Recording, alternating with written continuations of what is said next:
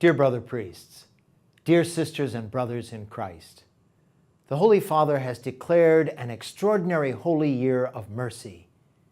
Easter focuses on divine mercy. The first paschal gifts are the Lord's peace and the forgiveness of sins. Both are concrete expressions of divine mercy and represent some of the reasons that we can celebrate at this time of year.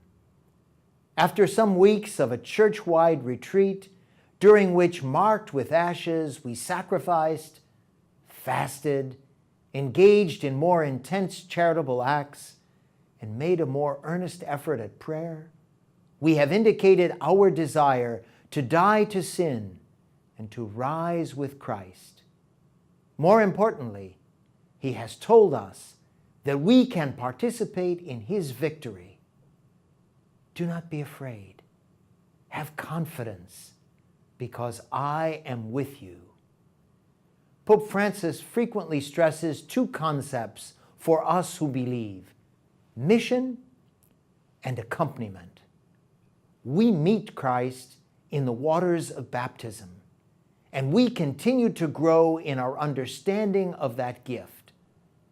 The Holy Father asks us to open ourselves to a renewed personal encounter with Jesus Christ, or at least an openness to letting Him encounter us each day.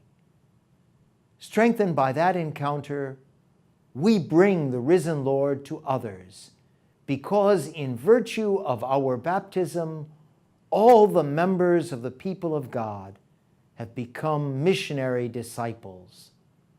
One of the conclusions of the Conference of Latin American Bishops in Aparecida, Brazil, was to reiterate the permanent state of mission for the Church.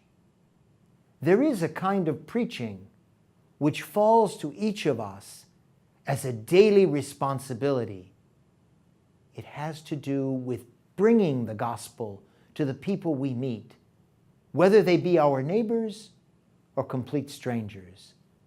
St. Francis of Assisi had the same message: preach the gospel always. When absolutely necessary, use words. I always remind those I confirm of that responsibility, which comes with adulthood in the Catholic Church. You and I are challenged to find ways to bring the Easter victory and its corresponding message of salvation into a world which is often indifferent, sometimes wary, or even hostile to this life-giving message of salvation. The Lord has emerged from the tomb and proven to us that sin and death do not have the last word. We are not condemned to mediocrity. In the waters of baptism, He has made us partakers of His life. He has made us His sisters and brothers and daughters and sons of God our Father. That is the reason for our boundless joy and the impulse to share this message with everyone. It is my privilege to greet you at this significant time of rejoicing and to spend some time thinking about how precious we are and how much we are loved. Has not Holy Communion made us many more times sacred receptacles of Jesus Christ than the consecrated vessels which contain His flesh and blood in our churches? Unlike the sacred vessels, we do not merely contain this flesh and blood.